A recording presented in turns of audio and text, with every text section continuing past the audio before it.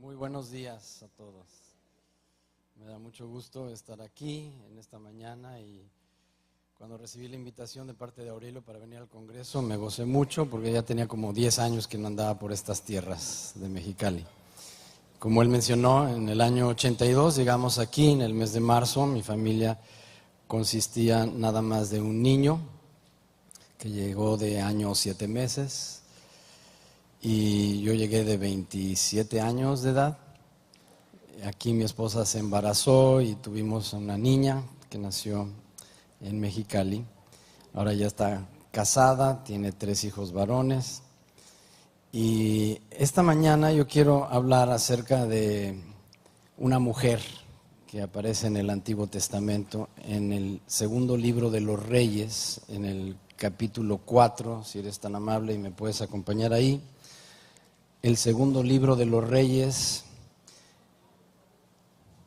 voy a esperar a que todos lo encuentren, segundo libro de Reyes en el capítulo 4, solamente voy a tocar una historia a partir del verso 1 hasta el verso 7 y en 7 versículos vamos a ver cómo se desarrolla una historia que tiene mucha relevancia para nuestros días, hoy en la actualidad, para ti, para mí, para tu familia. El título dice el aceite de la viuda, entonces de inmediato nos damos cuenta que ahí sucedió algo, que la figura paternal pues ya no existía. Desde el título nos damos cuenta de qué se va a tratar la historia. Ahora, esta historia fue escrita en el año 895 antes de Cristo, entonces estamos leyendo una historia que tiene casi 3000 años de antigüedad, pero es tan actual como el día de hoy y nos vamos a identificar todos con estas cuestiones o asuntos que iré yo mencionando, que realmente son pues unos cuantos que quiero yo destacar, porque pues puede haber muchos tesoros escondidos dentro de la palabra de Dios, pero es importante que veamos los principios que podemos aplicar a nuestra vida en lo práctico, es decir, en el diario vivir. Entonces, ya desde el título sabemos que ahí pues hizo falta el esposo, en este caso menciona también a hijos, en el versículo 5 no sabemos cuántos eran, pero ahí menciona hijos, en plural, hijos. Entonces quiere decir que no estaba ya el papá presente, entonces hay ausencia de autoridad de la figura paternal y en este caso la mujer queda asumiendo la autoridad que había ya dejado pues el papá que ya no estaba. Pero el verso 1, cada vez que yo lo leo me acuerdo de cuando yo era chico y una prima mía me enseñó algunos trabalenguas. Me acuerdo porque era mi única prima, mi mamá solamente tuvo una hermana y esa tía nada más tuvo una sola hija única, y ella me enseñó varios trabalenguas. Me acuerdo que el que más me gustaba era el rey de Parangaricutirimícuaro se quiere desparangaricutirimícuarizar y el que lo desparangaricutirimícuarizare será un buen desparangaricutirimícuarizador. Pues este versículo 1 a mí me parece un trabalenguas porque dice una mujer de las mujeres de las hijas de los profetas. ¿Lo podría repetir conmigo? Una mujer de las mujeres de los hijos de los profetas. Es el verso 1, te estoy leyendo segundo libro de Reyes, capítulo 4, versículo 1. Se trata la historia de una mujer de las mujeres de los hijos de los profetas. A ver, Juan, una mujer de las mujeres de los hijos de los profetas. Ok, ahora vamos a desarrollar este trabalenguas. Entonces la historia nos lleva, nos ubica en medio de un seno familiar donde ya vemos el ausentismo del papá porque murió trágicamente. Pues es realmente para mí una historia con la cual me identifico porque mi papá murió cuando yo apenas acababa de cumplir los 12 años de edad. Es decir, cuando iniciaba yo mi adolescencia. Es decir, cuando más iba yo a necesitar a un padre fue cuando ya no lo tuve. No sabemos qué edades tenían estos hijos, pero quedaron sin papá. Entonces yo me ubico en esta historia. Me acuerdo cuando mi madre enviudó a los 40 años y yo decía, no, pues ya está ruca, pero hoy en día 40 años se me hace, wow, qué joven para quedarse viuda, ¿verdad? Qué joven. No se volvió a casar. Y nosotros éramos 4 hijos y la verdad sí sufrimos, sí padecimos. Y principalmente yo siendo el mayor de los varones, a mí sí me afectó muchísimo la pérdida de mi papá. Entonces no tuve ya una persona que me guiara, no tuve una figura de autoridad que me encauzara en la vida, y así fui creciendo y siempre me hizo falta el consejo de un padre. Entonces esta mujer dice que pertenecía a un grupo de mujeres que se casaron con otro grupo de hombres que resulta que eran los hijos de los profetas. Ahora, una cosa es ser profeta y otra cosa muy distinta es ser hijo de profeta. La historia se trata de una mujer de las mujeres de los hijos de los profetas. Entonces, yo soy pastor, aunque ya no ejerzo como pastor principal, pero así me siguen llamando y las personas con las cuales yo convivo me dicen, ay, ¿usted es pastor? Y les contesto que sí. La primera vez que me tocó pastorear fue en Guadalajara, Jalisco, 5 años. Mi esposa y yo ahí hicimos nuestros pininos. Y de ahí nos venimos para acá. Aurelio fue y nos extendió una invitación que viniéramos aquí a apoyarlo. Y fue como dejamos Guadalajara, ese pastorado a cargo de un amigo. Y después de haber pasado ya por esos 5 años pastoreando, nos venimos aquí a abrir un instituto bíblico. Y ya no estábamos en el pastoreo en sí, sino dirigiendo un grupo de jóvenes y enseñando en el instituto. Pero después, como mencionó Aurelio, Dios nos dio la oportunidad de volver a pastorear y nos fuimos a la ciudad de Hermosillo, Sonora. Ahí estuvimos otros 5 años. Entonces 5 en Guadalajara, 5 en Hermosillo, son 10. Pasando el tiempo, el Señor nos lleva a la ciudad de Aguascalientes, en el estado de Aguascalientes, y ahí duramos 14 años como pastores. Entonces 5 en Guadalajara, 5 en Hermosillo y 14 en Aguascalientes. Pues no es una larga trayectoria, pero siempre fueron 24 años de experiencia como pastor. Y mis hijos crecieron siendo hijos de pastor. Y yo recuerdo cuando mi hijo, el mayor, decidió irse a Cristo para las Naciones a estudiar, esto hace como 17 años, acaba de cumplir sus 35 años de edad. Él llegó aquí a Mexicali de 1 año 7 meses. Me acuerdo cuando íbamos a los grupos en casa y me tocaba compartir, mi esposa se iba ahí con las señoras que tenían bebés y en una ocasión estaban en una recámara y mi hijo era muy travieso y se les escapó a las que estaban ahí cuidando a los niños, a los chamacos, y mi esposa se distrajo y en eso llega mi hijo corriendo, así apenas empezaba pues a correr, empezaba a caminar y ya corría y pues oyó la voz de papi.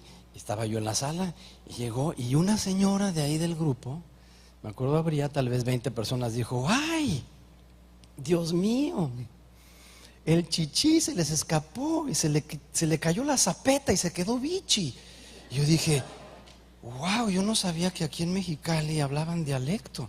O sea, yo estaba recién llegado, o sea, el chichi se le cayó la zapeta. Yo no sabía que era chichi, ni que era zapeta, y menos que se quedó bichi. Y pues era mi niño, ¿no? Que a la hora que se les escapa, ahí él salió gateando de la recámara y se le quedó trabado ahí el pañal, o sea, la zapeta, y llegó ahí bichi, papito, papito, y me abrazaba. Bueno, entonces, 24 años como pastores. Esa ha sido nuestra trayectoria y 15 años enseñando en institutos bíblicos. Pero mi hijo Miguel un día me dijo, papi, yo quiero ir al instituto bíblico. Nosotros nunca le inculcamos la idea de irse, él un día decidió hacerlo.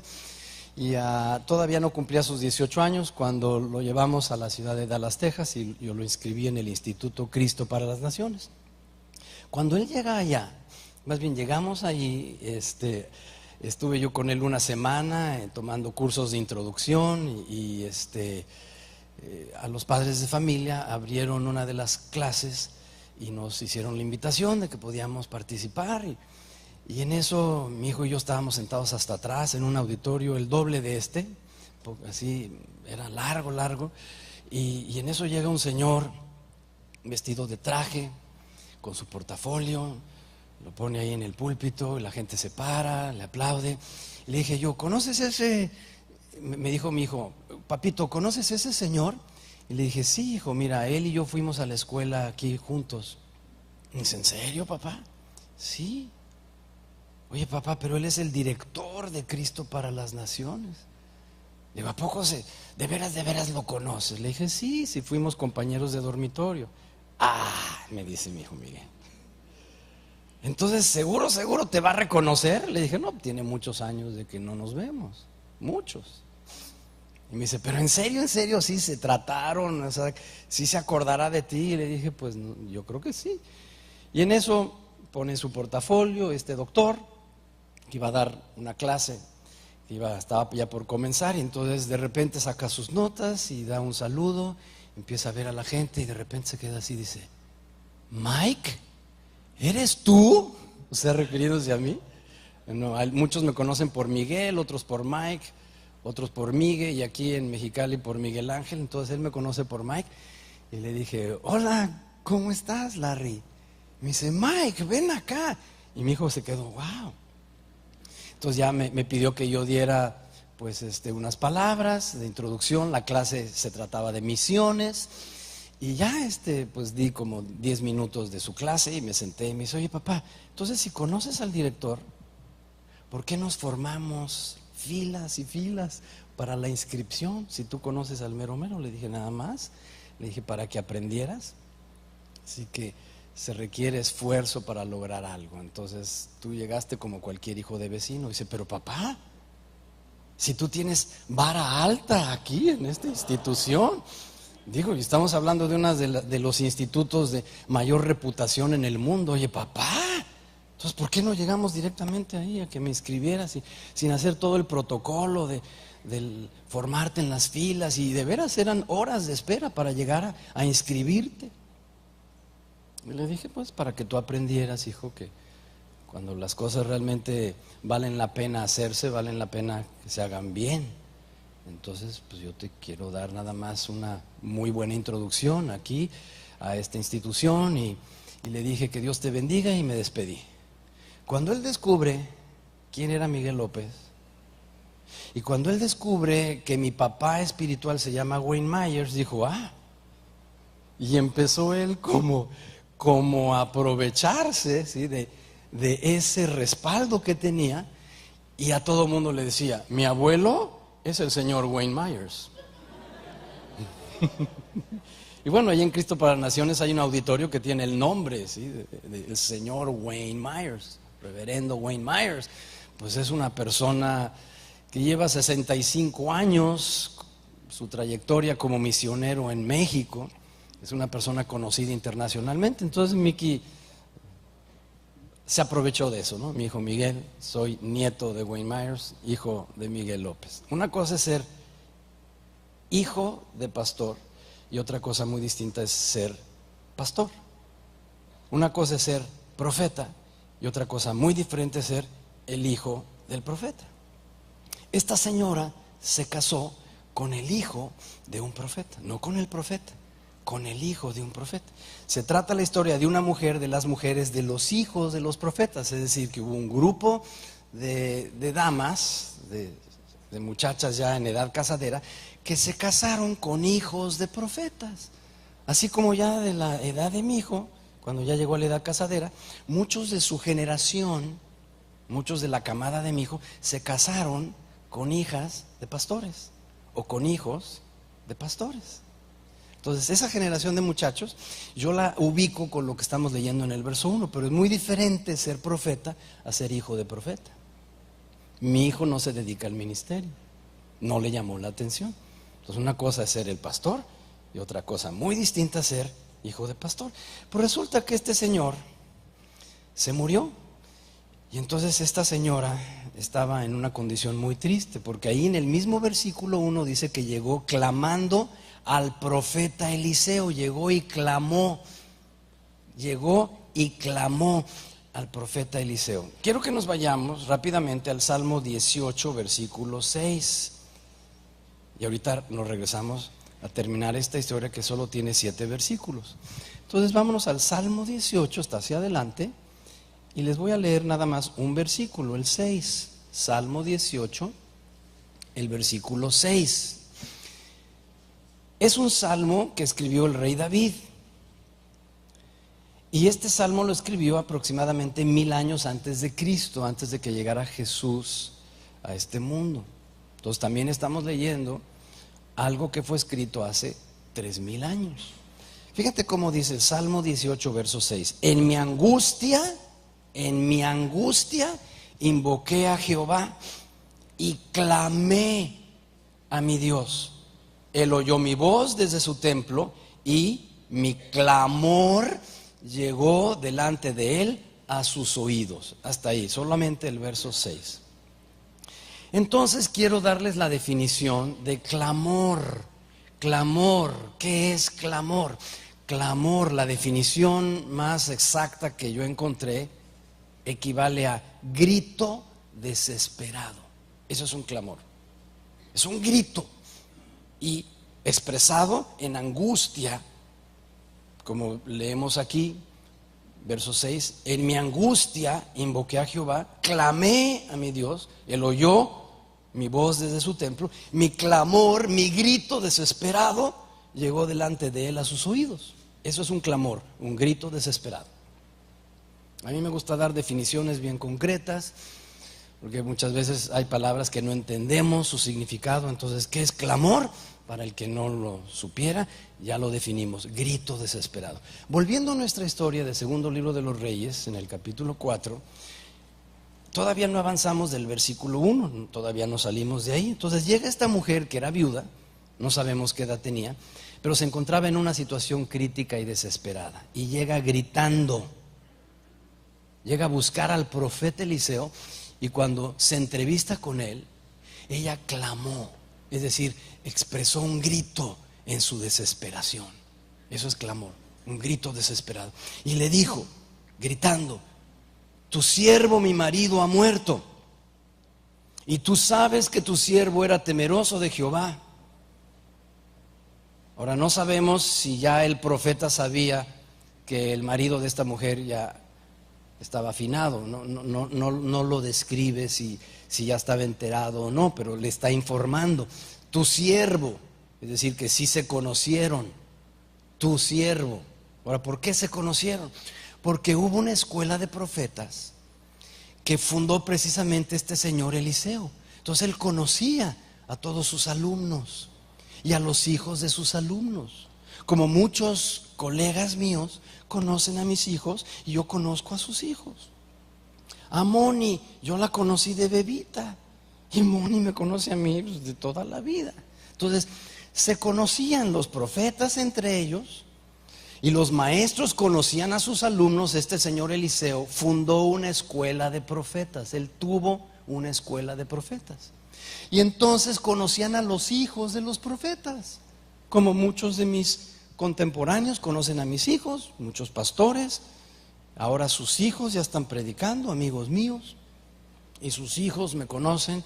Yo recuerdo, por ejemplo, uno que vive en la ciudad de León. Me acuerdo cuando su esposa se embarazó, me acuerdo cuando su hijo nació, yo le tomé su primera fotografía, y ahora ya es un gran predicador también.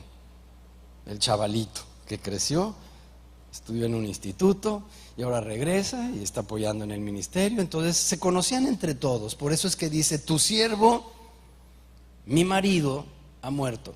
Y tú sabes, quiere decir que hubo contacto, que él lo conocía, o que ya sabía a quién se estaba refiriendo esta mujer, lo identificaba plenamente. Entonces no sabemos si ya estaba enterado de que hubiera muerto, pero le dice: tu siervo, mi marido, ha muerto. Y tú sabes que tu siervo, le vuelve a repetir, tu siervo, era temeroso de Jehová.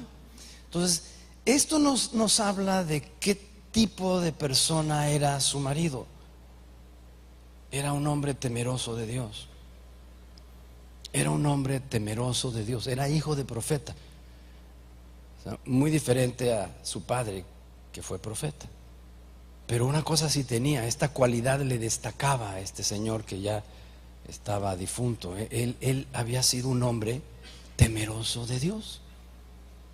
Es una de las características que expresa esta señora. A lo mejor tenía otras cualidades, pero no las expresó. Dice, tú sabes que mi marido fue un hombre temeroso de Dios. Pues déjame decirte cuál es mi problema. Ha venido el acreedor para tomarse 2 hijos míos por siervos. Ahora, esta señora no dice en la escritura cuántos hijos tenía, pero llegó el acreedor y le dijo, señora, o paga o paga. ¿Te has visto en una situación así? Por eso fue su grito desesperado. ¿Te has visto en un aprieto así?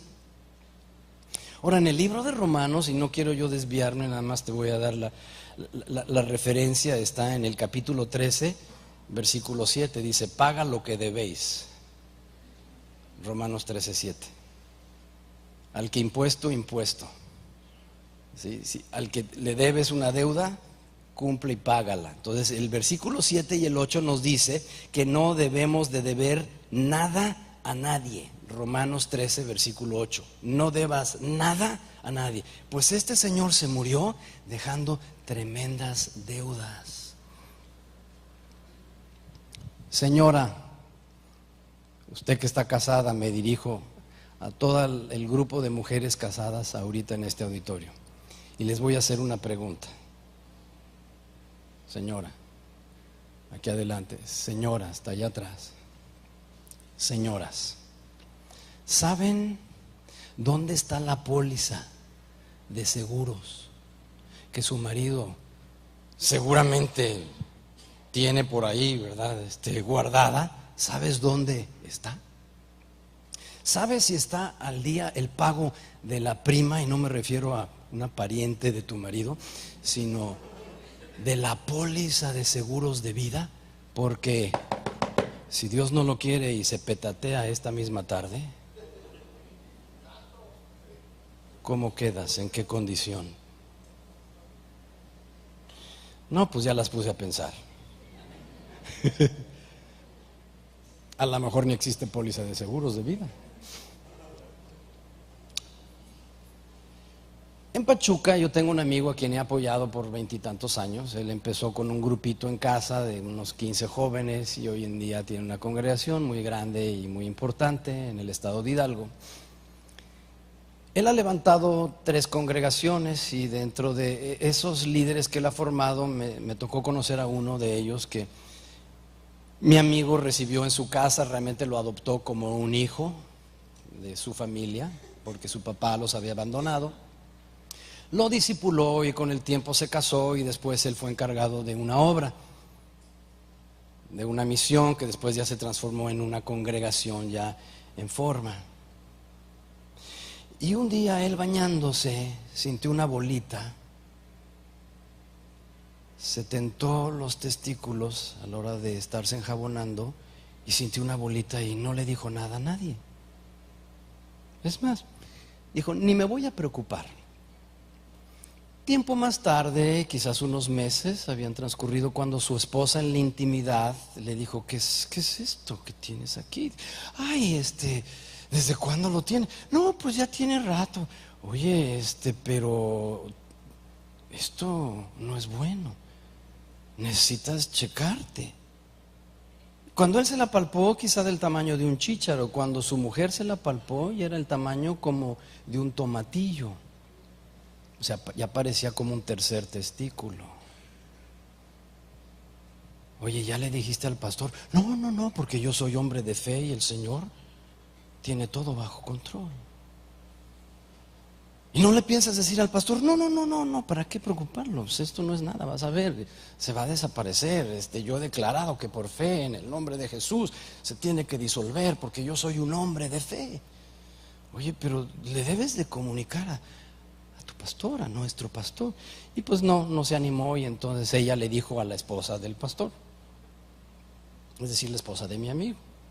Y ella inmediatamente le comunicó a su esposo. Y entonces él inmediatamente fue con él y le dice: oye, esto es delicado, necesitas visitar a un médico. Total que lo convenció, lo llevó a un médico. Ese médico le dijo: usted necesita ver un especialista. Se lo llevan con un urólogo. En cuanto lo palpó, le dijo: esto es cáncer, vamos a sacarte estudios. Le sacaron los estudios. Después de ahí lo remitieron con un oncólogo. El oncólogo dijo: hay que operar.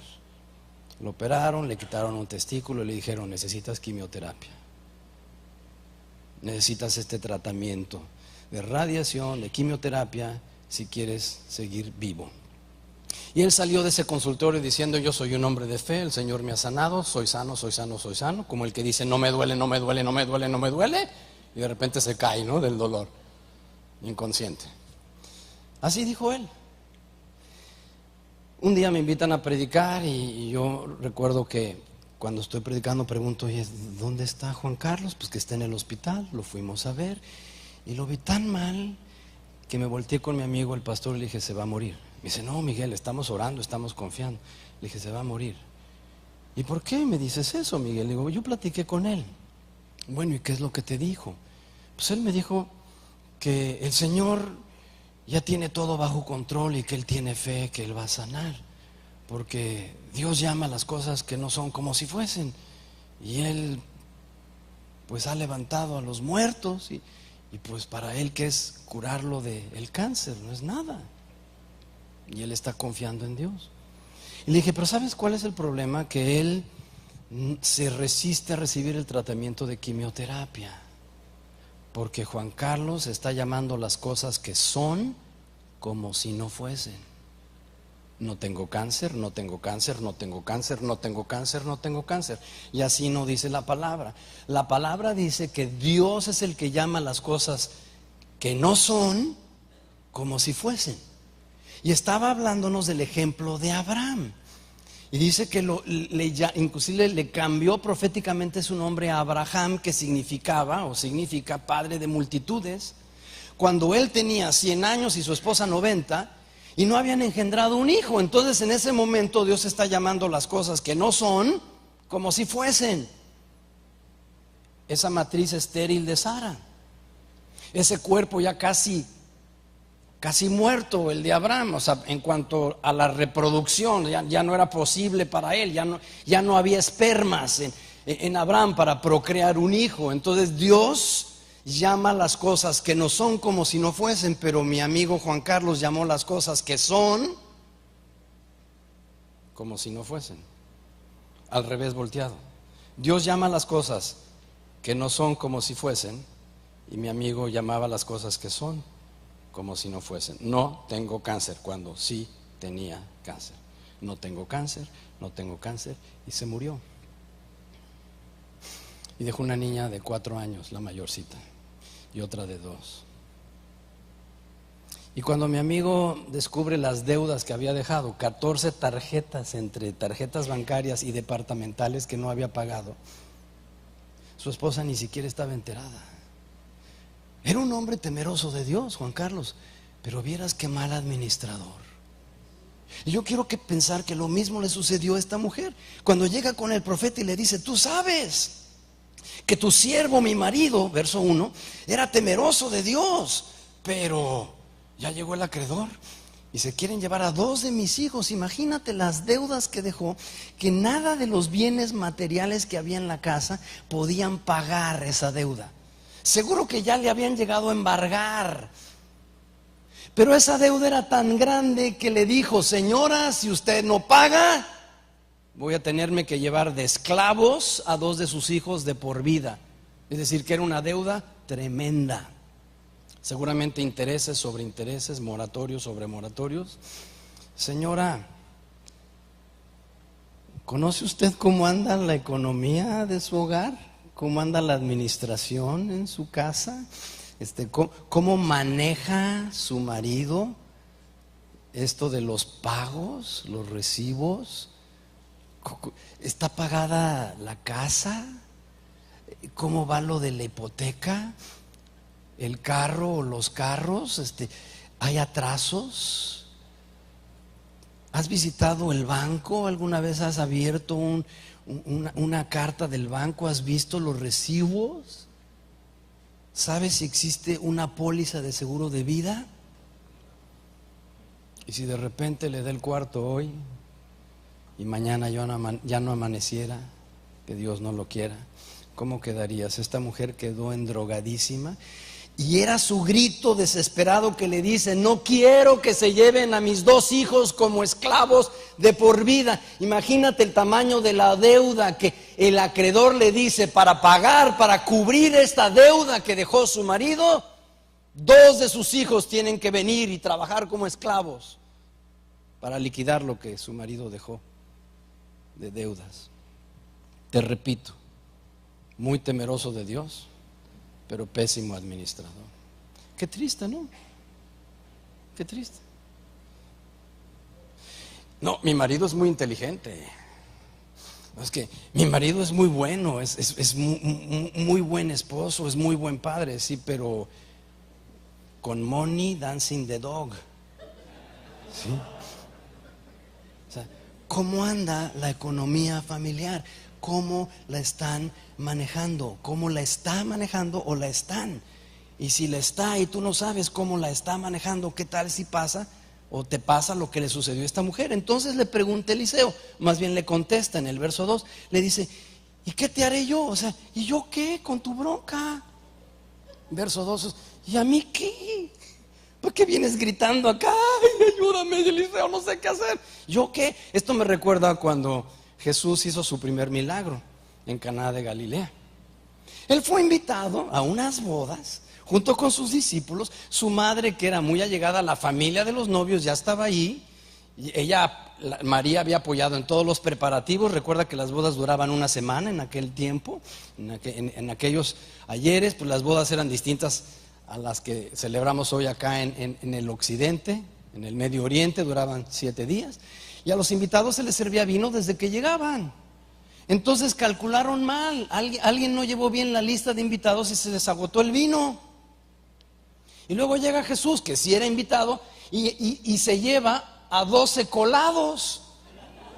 Pues con razón se les acabó el vino, porque así pasa en las bodas, ¿no? O sea, tú tienes una lista y después resulta que fueron más. Llega María, le dice a su hijo Jesús: oye, Jesús, no tenemos vino. Y le contesta: ¿y yo qué? Esa no es mi bronca. Y lo mismo Eliseo le dice: ¿qué? ¿Y yo qué? Versículo 2, ¿qué te haré yo? Pero en eso Dios toca el corazón de Eliseo y le dice a la mujer: declárame qué tienes en casa. O sea, le dice: sé honesta conmigo, no me dores la píldora. Vamos a ver qué bienes hay en casa, qué tienes en casa. A lo mejor podemos empeñar el refrigerador, o a lo mejor podemos empeñar la sala. ¿Qué tienes en casa? Y fíjate, la situación se me hace terriblemente triste. Ella le contesta en el mismo verso 2: tu sierva ninguna cosa tiene en casa. Ninguna cosa. Esto me hace pensar que quizá ya el acreedor había llegado previamente a embargar. Y yo, mira, después de haber pastoreado 24 años, he conocido personas que viven de esa manera. Que de repente te invitan y llegas y conoces cómo viven y dicen: oye, ¿y tu sala? Y no, pues es que no las embargaron. Oye, ¿y el carro? Es que no los embargaron. Oye, ¿y el estéreo y la tele? No las embargaron. Declárame, o sea, sé honesta conmigo, ¿qué tienes en casa? O sea, ¿qué bien pudiéramos nosotros ahorita revender, rematar, para poder ayudarte a salir de este problemón? Y ella le contesta: tu sierva ninguna cosa. Estamos hablando de bienes materiales, ¿sí? Activos, o sea, el activo, los bienes activos, no bienes pasivos, porque eso no había absolutamente nada. Pero entonces le dice: a ver, ¿qué bienes hay? ¿Qué cosas tienes? Tu sierva ninguna cosa tiene en casa. Y de repente se acuerda y dice: lo único que hay en mi casa es una botellita, un frasquito con tantito aceite. ¿Tú crees que valga algo? Es como si la señora hubiera dicho: oye, pues por ahí tengo yo un brazalete que mi mamá me regaló, que fue parte de su herencia, Y creo que tiene unas piedritas, a lo mejor son diamantitos. ¿Tú crees que valga algo? Y si vamos al Monte de Piedad, allá al Monte Pío, a lo mejor nos den algo. Pues hay una botellita con tantito aceite de olivo. Ahora, esa botellita era la que usaban los profetas para ungir a los enfermos. Y esa botellita hasta la actualidad, la Biblia la menciona en el libro de Santiago, que si alguno enfermo estuviera en una congregación, llamara a los ancianos y que le ungieran con aceite. Entonces la señora dice, pues ahí, por ahí alzada, no sé dónde, tenemos una botellita de la unción que seguramente pues era ya una reliquia en la casa. Y muy probablemente él la había heredado de parte de su padre. Tu sierva ninguna cosa tiene en casa, pero oye, ya pensándolo bien, me acuerdo que por ahí debemos de tener esta vasija de aceite. Y él le dijo, una vasija de aceite, aceite de la unción, con eso basta, tráela. Y le da un plan de acción. En el versículo 3 le dice, mira, esto es lo que vamos a hacer. O sea que la señora se sujetó al consejo del profeta. Es algo muy importante. Cuando estés en un aprieto, que estemos, o esté yo en un aprieto, que tengamos nosotros la capacidad de recurrir a una persona de autoridad, alguien que sepa oír la voz de Dios, y que le digamos, ¿sabes qué? Me voy a someter a lo que tú me indiques. Entonces el profeta le dice las indicaciones.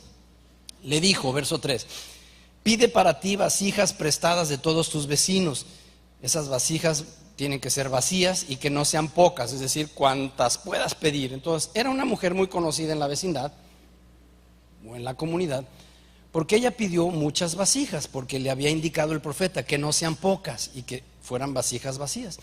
Esas vasijas se le conocían como tinajas, aunque emplea la misma palabra de vasija cuando se refiere al aceite de la unción en el versículo 2, y vuelve a utilizar la palabra vasija en el verso 3, pero en el original es muy diferente vasija del verso 2 a vasija del verso 3.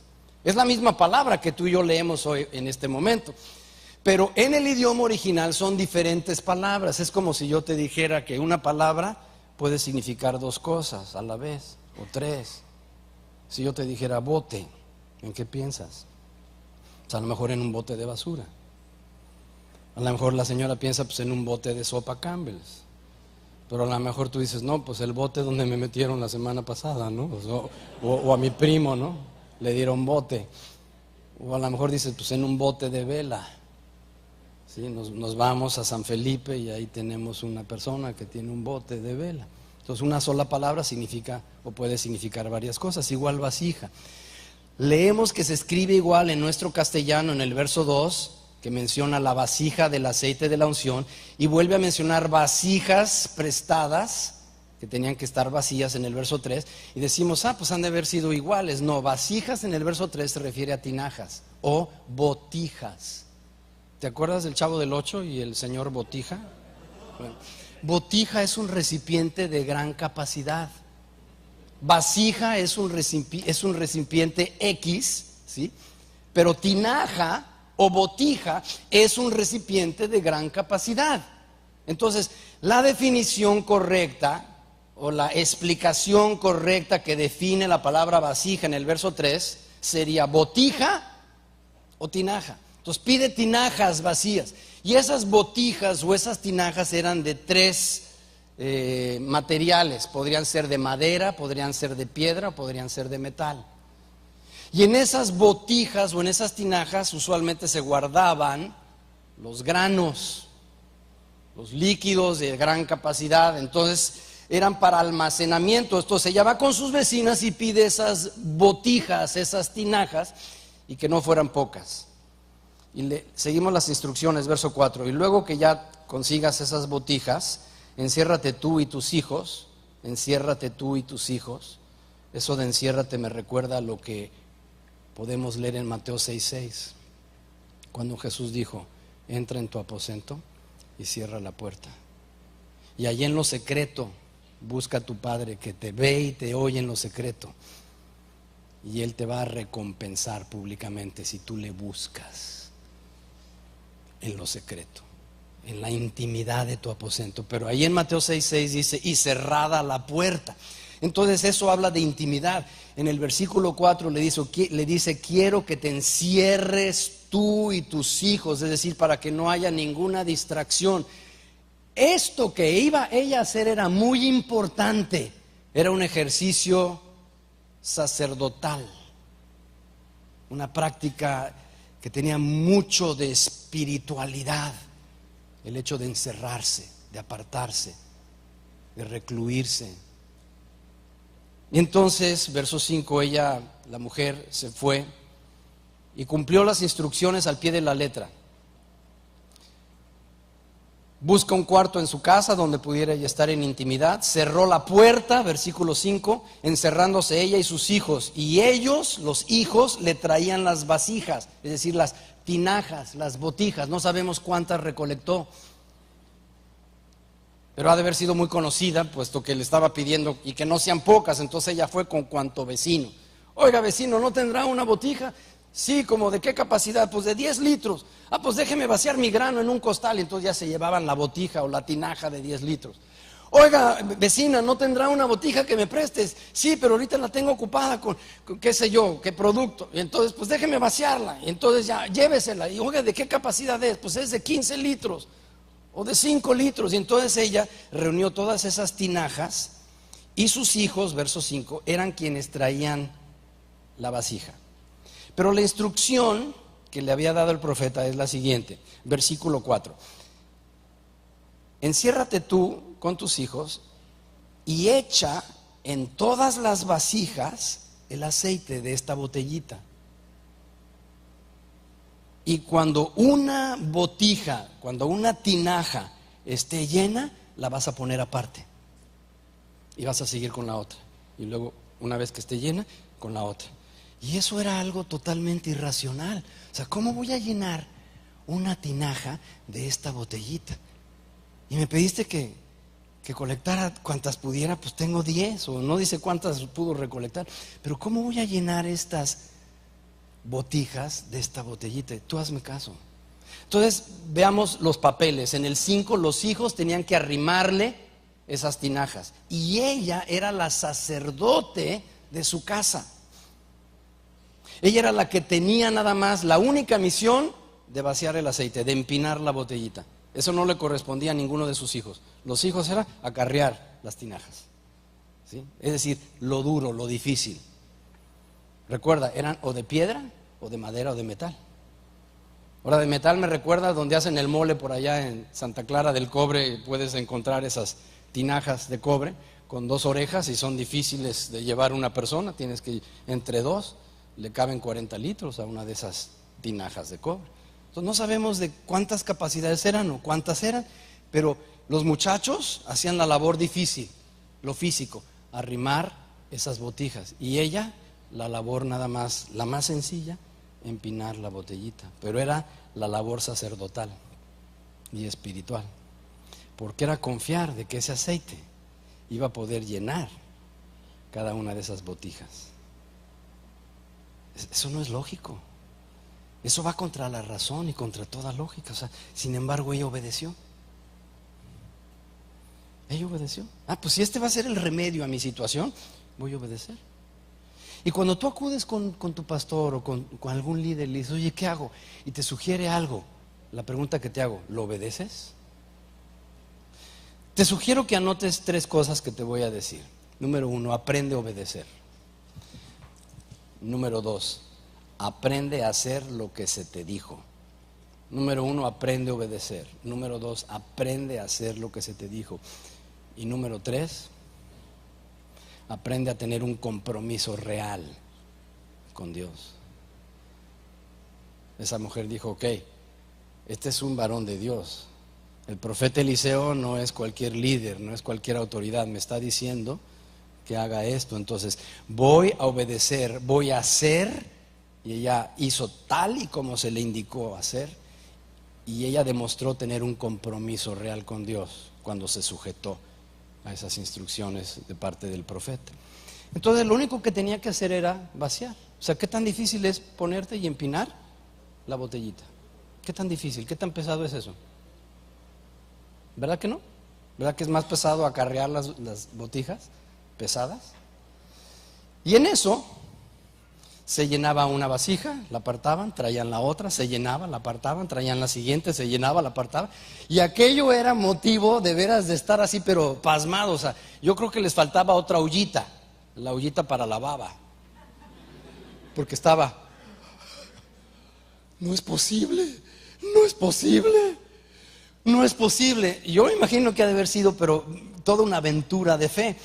Verso 6, cuando las vasijas, llegamos a nuestro penúltimo versículo, cuando las botijas, las tinajas, una de 10 litros, otra de 15 litros, quizá otra de 20 litros, otra de 5 litros, no sabemos cuántas eran, pero ella no sospechó nunca que en su casa, en esa botellita, fíjate, tanto tiempo que había sufrido, tantas carencias, no sabemos cuánto llevaba de muerto su marido, hasta que finalmente se le ocurre llegar a clamar con el profeta Eliseo, llegar con su grito desesperado en el verso 1, y no se daba cuenta de que tenía en esa botellita de aceite de la unción, que por ahí la tenía olvidada en su casa, ahí alzada quién sabe dónde. Nunca se dio cuenta que tenía un pozo petrolero en su casa, un pozo petrolero. Y lo único que necesitaba hacer era activar su fe en obediencia a la palabra de Dios dada por el profeta.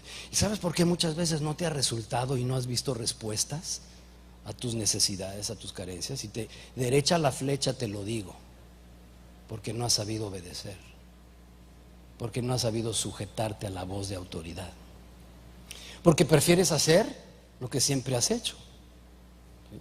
Tú mandas, porque prefieres vivir en obstinación, y estoy dirigiéndome tanto a hombres como a mujeres. Es que me dijera que hiciera eso, pero no, la verdad no se me hace lógico, es más, no pienso que vaya a tener resultados, entonces voy a seguir haciendo las cosas como se me pega mi regalada gana, y por eso el fracaso. Por eso siempre es una tras otra y te levantas para volver a tropezar y te vuelves a levantar, intentas otra cosa y vuelves a tropezar. Y sigues con un círculo vicioso que se llama el círculo de la necedad o de la obstinación. Y la Biblia nos dice en el Antiguo Testamento que la obstinación es un pecado, como pecado de hechicería, de adivinación. ¡Ay, no me digas bruja! No te estoy diciendo bruja, pero si eres una señora obstinada o si eres un varón obstinado, la Biblia dice que la obstinación, la necedad, es como pecado de adivinación. ¿Lo has leído? ¿Lo has leído? Aurelio dijo que yo iba a enseñarles. No me considero maestro, me considero un expositor. Y te puedo llevar, pero ya no hay tiempo, y te puedo decir, mira, para que no te digan y no te cuenten, cómprate una Biblia. Aquí dice que el pecado llamado obstinación es como la brujería, como la hechicería. Entonces esta mujer decide obedecer, aprendió a hacer lo que se le dijo y tenía un compromiso real con Dios. Entonces llegamos a nuestro penúltimo versículo. Cuando las vasijas estuvieron llenas, le dijo a uno de sus hijos: tráeme aún otras vasijas. Ella pedía en plural, más vasijas. Y el hijo le dice: jefa, ya no hay. ¿Cómo que ya no hay botijas? Otra tinaja, hijos, por favor, tráiganme más tinajas. Amá, ya no hay. Y ella estaba todavía con la botellita empinada. ¿Cómo que ya no hay? Y en ese momento vio que se agotó el aceite.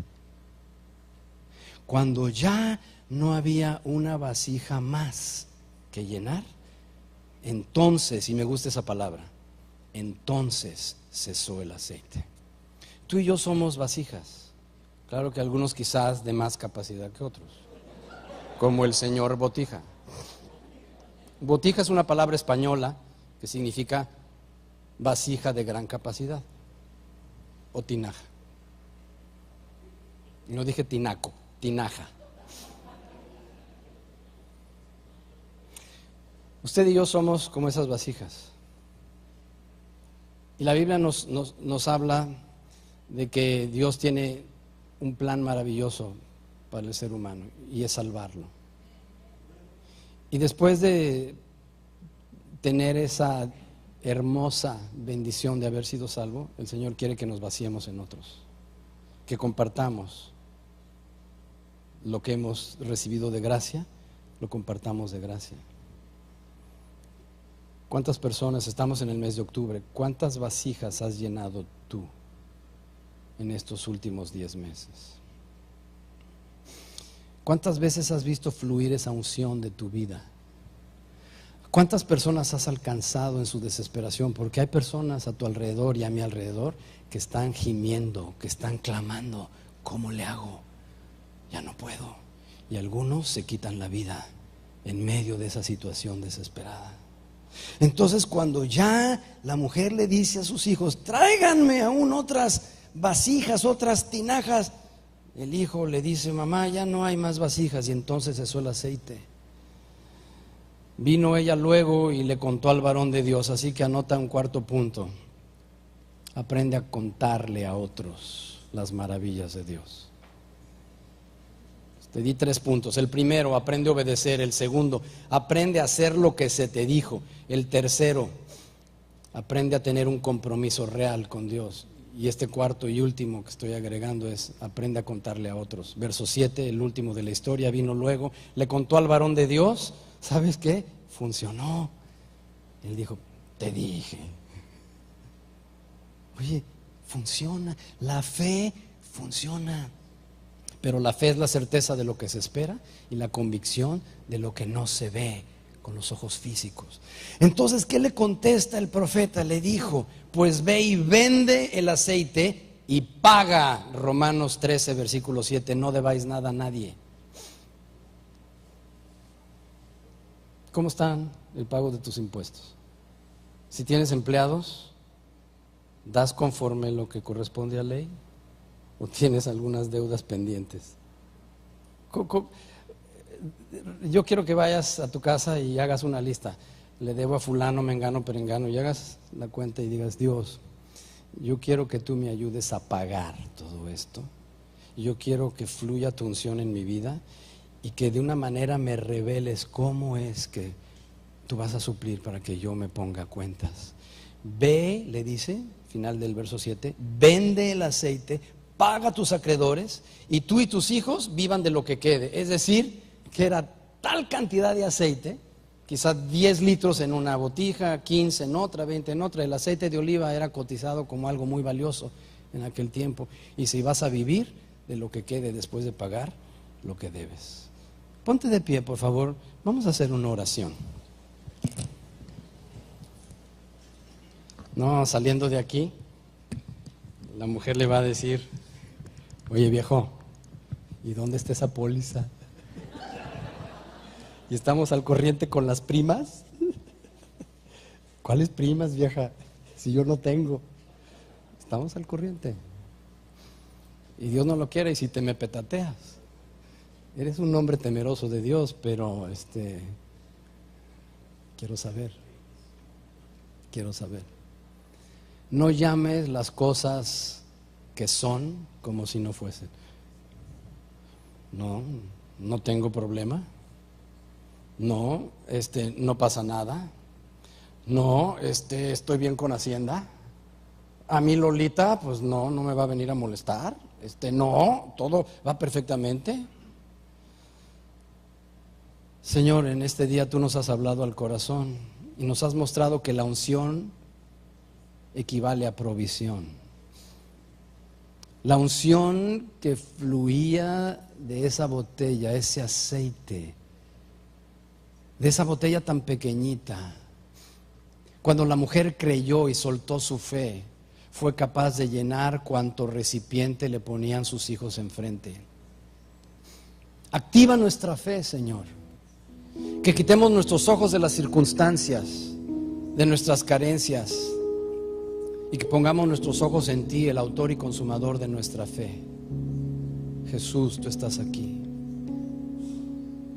Jesús, tú supliste para esa mujer. Eliseo es figura de Jesús en el Antiguo Testamento. Jesús, tú nos estás hablando. Jesús, tú estás tocando a la puerta del corazón en algunas personas diciéndole, ábreme. Yo estoy aquí, te quiero ayudar, me quiero entrometer en tus asuntos si tú me invitas y quiero resolvértelos. Pero necesitas abrir la puerta y dejarme entrar. Quiero sentarme a cenar contigo, a convivir contigo, a compartir contigo mi amor, a darte las respuestas a todas tus inquietudes y preguntas, a solucionar todos tus apuros, todos tus aprietos, todas tus necesidades. Pero si estás escuchando su voz, Él está tocando a la puerta de tu corazón. Y el que oyere mi voz y abriere la puerta, dice la palabra en Apocalipsis, yo entraré a Él, tendré una relación con Él y Él conmigo. Si ya estás cansado de intentar tantas cosas que tú has pensado que van a ser la solución y has fracasado, ¿por qué no intentas abrirle la puerta de tu corazón a Jesús? Lo único que tienes que hacer es invitarlo a que entre. Solo tú le puedes abrir esa puerta de tu corazón. Habrá alguien aquí en esta mañana que diga: Miguel, yo quiero hacer esa oración. Entonces te pido que ahí donde te encuentras levantes tu mano, me indiques con tu mano alzada: sí, yo quiero recibir a Cristo. Yo veo varias manos, puedes bajarla. El alzar tu mano indica una acción de fe. Te guío en esta oración. Si no la sabes hacer, repítela conmigo. Si la quieres hacer en voz audible o en el silencio de tu corazón, tú eliges. Dile: Dios, gracias por esta oportunidad que me estás dando para que yo cambie mi vida. Yo te abro la puerta de mi corazón. Jesús, he oído tu voz y te abro la puerta. Has estado tocando por años. He sido insensible, he sido necio, necia, pero hoy me arrepiento de la manera como he vivido, de la manera desorganizada. Señor, he pecado, te he ofendido y hoy me arrepiento. Hago un alto total y le doy la espalda al pecado. Extiendo mis brazos y te digo: Jesús, ven a mí, entra en mi corazón, transfórmame en una nueva criatura. Tú escuchas mi grito desesperado: ya no puedo más, ayúdame. Transfórmame y perdóname. Gracias, Jesús. Desde hoy yo te reconozco como mi Salvador personal. Tú eres mi Dios, mi Señor y mi Rey. A partir de este día yo aprenderé a obedecerte, a tener un compromiso contigo todos los días. Y sé que tu unción es la que ha podrido el yugo de esclavitud que yo llevaba, porque el yugo se pudre por causa de la unción. Gracias, Señor. Puedes levantar tus brazos y decirle: gracias, Señor. Gracias, Señor. Gracias, Señor. Gracias. Esa mujer tuvo para vivir el resto de su vida sin apuros económicos, ella y sus hijos, pero lo primero que hizo fue pagar a quien le debía. Oh Señor, gracias por esta nueva oportunidad que nos das. Nos hemos reconciliado contigo. Gracias, Señor. Gracias en el nombre de Jesús. Amén. Amén. Dios les bendiga, hermanos.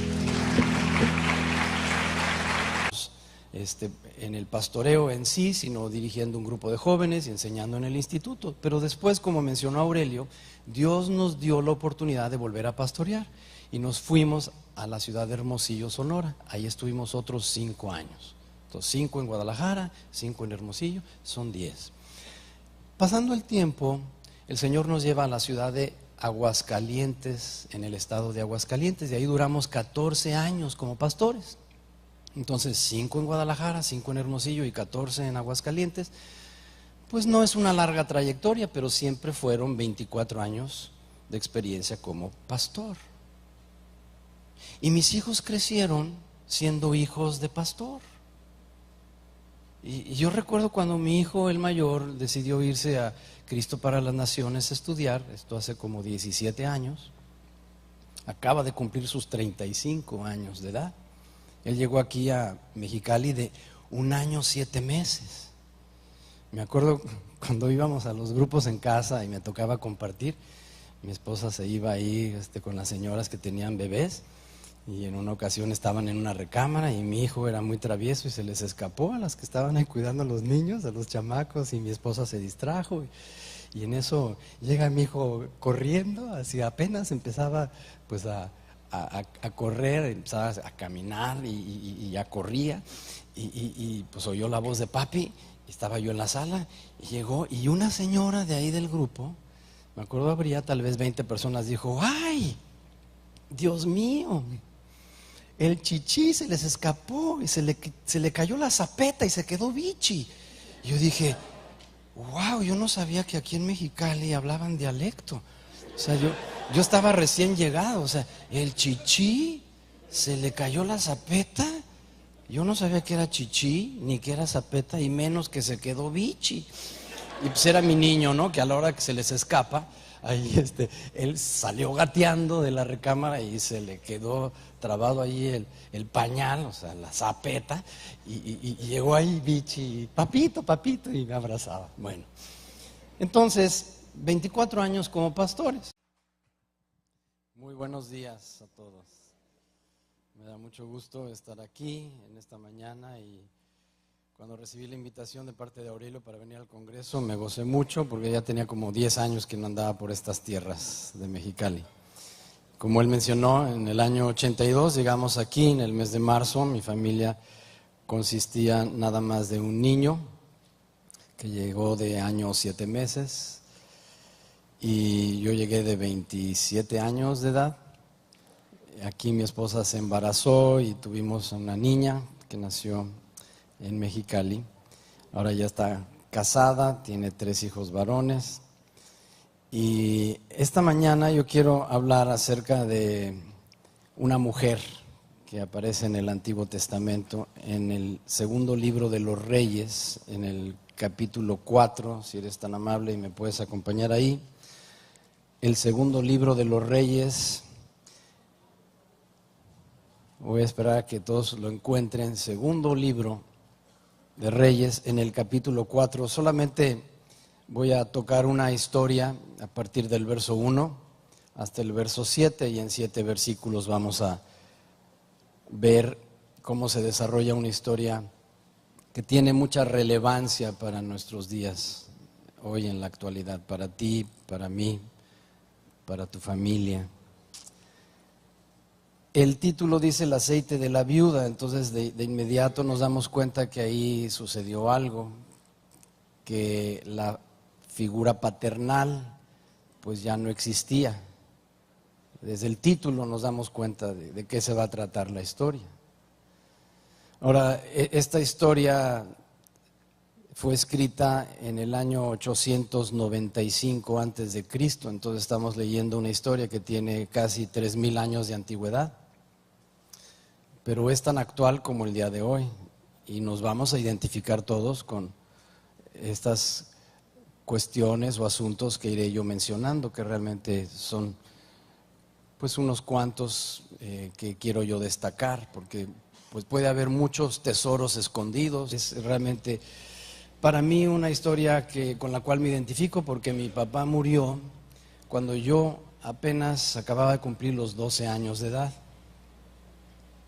Es decir, cuando iniciaba yo mi adolescencia. Es decir, cuando más iba yo a necesitar a un padre fue cuando ya no lo tuve. No sabemos qué edades tenían estos hijos, pero quedaron sin papá. Entonces yo me ubico en esta historia. Me acuerdo cuando mi madre enviudó a los 40 años, y yo decía, no, pues ya está ruca, pero hoy en día 40 años se me hace, wow, qué joven para quedarse viuda, ¿verdad? Qué joven. No se volvió a casar. Y nosotros éramos 4 hijos y la verdad sí sufrimos, sí padecimos. Y principalmente yo siendo el mayor de los varones, a mí sí me afectó muchísimo la pérdida de mi papá. Entonces no tuve ya una persona que me guiara, no tuve una figura de autoridad que me encauzara en la vida y así fui pues, creciendo y siempre me hizo falta el consejo de un padre. Entonces esta mujer dice que pertenecía a un grupo de mujeres que se casaron con otro grupo de hombres que resulta que eran los hijos de los profetas. Ahora, una cosa es ser profeta y otra cosa muy distinta es ser hijo de profeta. La historia se trata de una mujer de las mujeres de los hijos de los profetas. Entonces, yo soy pastor, aunque ya no ejerzo como pastor principal, pero así me siguen llamando y las personas con las cuales yo convivo me dicen, ay, ¿usted es pastor? Y les contesto que sí. La primera vez que me tocó pastorear fue en Guadalajara, Jalisco, 5 años. Mi esposa y yo ahí hicimos nuestros pininos.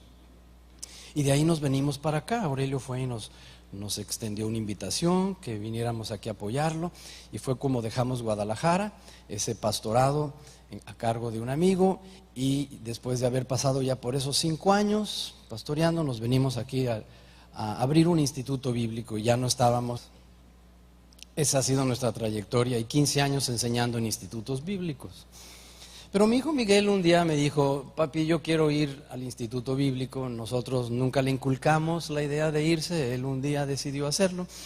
Y todavía no cumplía sus 18 años cuando lo llevamos a la ciudad de Dallas, Texas, y yo lo inscribí en el Instituto Cristo para las Naciones. Cuando él llega allá, más bien llegamos allí, estuve yo con él una semana tomando cursos de introducción y a los padres de familia abrieron una de las clases y nos hicieron la invitación de que podíamos participar y en eso mi hijo y yo estábamos sentados hasta atrás en un auditorio el doble de así era largo y en eso llega un señor vestido de traje con su portafolio.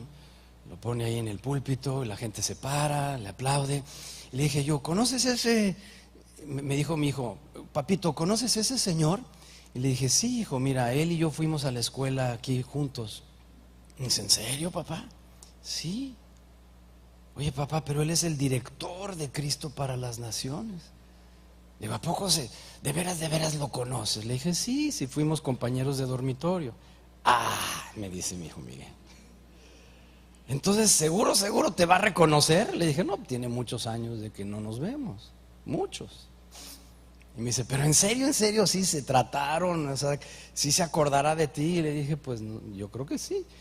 Y en eso pone en su portafolio este doctor que iba a dar una clase, estaba ya por comenzar, y entonces de repente saca sus notas y da un saludo, empieza a ver a la gente y de repente se queda así y dice, Mike, ¿eres tú?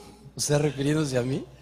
No, muchos me conocen por Miguel, otros por Mike, otros por Miguel, y aquí en Mexicali por Miguel Ángel. Entonces él me conoce por Mike. Y le dije, hola, ¿cómo estás, Larry? Me dice, Mike, ven acá. Y mi hijo se quedó, wow. Entonces ya me pidió que yo diera pues unas palabras de introducción. La clase se trataba de misiones y ya dentro de la palabra de Dios, pero es importante que veamos los principios que podemos aplicar a nuestra vida en lo práctico, es decir, en el diario vivir. Entonces ya desde el título sabemos que ahí pues hizo falta el esposo. En este caso menciona también a hijos. En el versículo 5 no sabemos cuántos eran, pero ahí menciona hijos, en plural, hijos. Entonces quiere decir que no estaba ya el papá presente. Entonces hay ausencia de autoridad de la figura paternal y en este caso la mujer queda asumiendo la autoridad que había ya dejado pues el papá que ya no estaba. Pero el verso 1 Cada vez que yo lo leo, me acuerdo de cuando yo era chico y una prima mía me enseñó algunos trabalenguas. Me acuerdo porque era mi única prima, mi mamá solamente tuvo una hermana y esa tía nada más tuvo una sola hija, hija única. Y ella me enseñó varios trabalenguas. Me acuerdo que el que más me gustaba era el rey de Parangaricutirimícuaros, se quiere desparangaricutirimícuarizar, y el que lo desparangaricutirimícuarizare será un buen desparangaricutirimícuarizador. Pues este versículo 1 a mí me parece un trabalenguas, porque dice una mujer de las mujeres de las hijas de los profetas. ¿Lo podría repetir conmigo? Una mujer de las mujeres de los hijos de los profetas. Es el verso 1, te estoy leyendo segundo libro de Reyes, capítulo 4, versículo 1. Se trata la historia de una mujer de las mujeres de los hijos de los profetas. A ver, Juan, una mujer de las mujeres de los hijos de los profetas. Ok, ahora vamos a desarrollar este trabalenguas. Entonces la historia nos lleva, nos ubica en medio de un seno familiar donde ya vemos el ausentismo del papá porque murió trágicamente, pues